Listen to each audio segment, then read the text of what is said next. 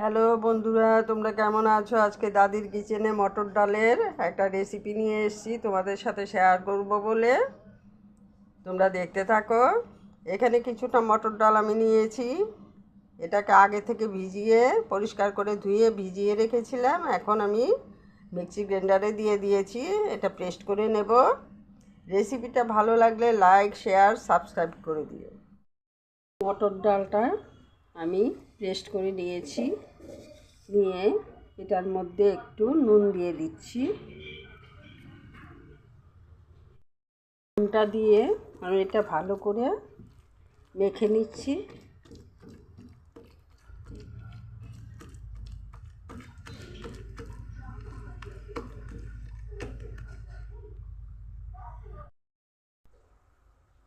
কড়ার জলটা ফুটে উঠেছে। এখন আমি ডালটা দিয়ে দিচ্ছি।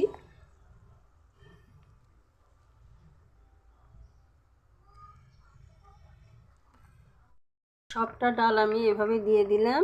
এখন ঢেকে দিচ্ছি 10 মিনিটের জন্য। মিনিট পর ফিরে এসে ঢাকনাটা তুলে নিলাম। এটা আমার সেদ্ধ হয়ে গেছে, এখন নামিয়ে নেব।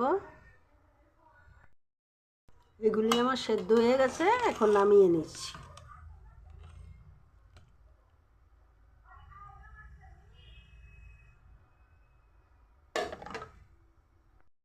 এগুলিকে আমি এভাবে করে কেটে নিচ্ছি।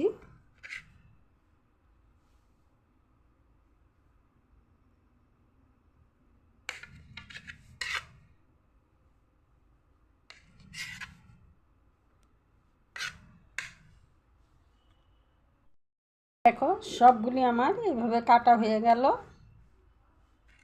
কি সুন্দর করে কেটে নিয়েছি। এখানে কিছুটা আলু কেটে নিয়েছি। এটার সাথে আলু দিয়ে রান্নাটা করব আমি।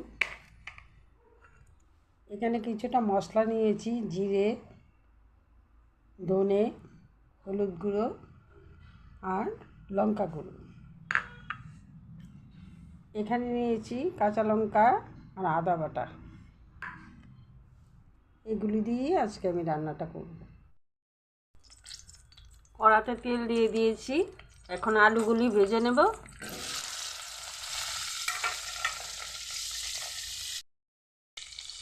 দিয়ে দিচ্ছি সামান্য নুন, অল্প করে হলুদ গুঁড়ো দিয়ে আলুটা আমি ভেজে নিচ্ছি।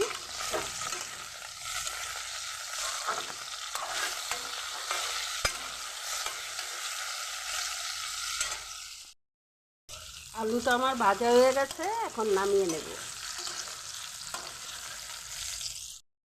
আলু ভেজে যে তেলটা আছে সেই তেলটার মধ্যে আস্ত জিরে, এলাচ, দারচিনি, দুটো শুকনো লঙ্কা আর একটা তেজপাতা দিয়ে দিচ্ছি।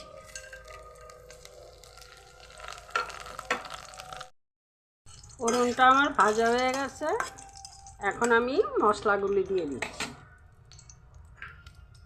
তোমাদের দেখিয়ে নিয়েছিলাম মশলাগুলি।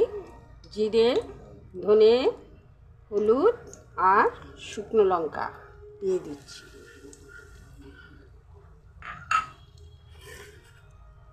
দিয়ে দিচ্ছি আদা, কাঁচা লঙ্কা বাটা।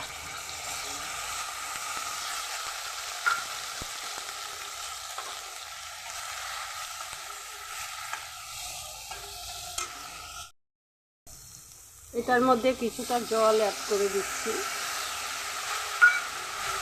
জলটা দিয়ে আমি কষিয়ে নেব।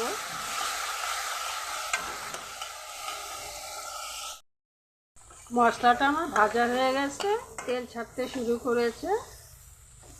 মশলা থেকে তেল ছাড়ছে। এখন আমি আলুগুলি দিয়ে দিচ্ছি।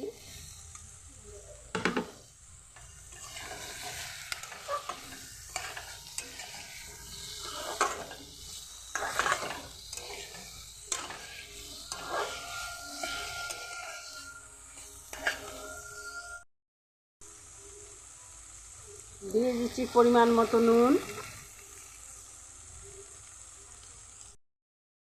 ডালের ঢোকাটা দিয়ে দিলাম।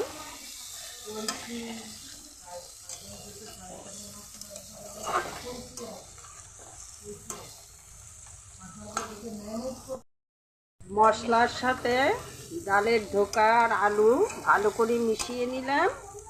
ভাজাটা আমার হয়ে গেছে। এখন সামান্য পরিমাণ জল দিয়ে দিচ্ছি।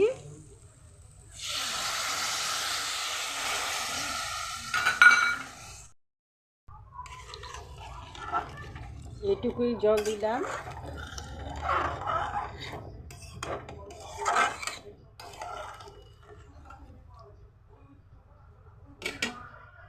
অল্প কিছুটা চিনি দিয়ে দিলাম, তাতে সবজির ব্যালেন্সটা খুব সুন্দর আসবে। চলে এসছে দুর্গা পূজায়, এভাবে তোমরা নিরামিষ রান্না করে করে খাবে। আমি আশা করব এই রান্নাটা তোমাদের কাছে খুবই ভালো লাগবে। তোমরা রান্না করে একটিবার খেয়ে দেখো, দেখে আমাকে কমেন্টে জানিয়ে দিও। একটু ঘি দিয়ে দিচ্ছি।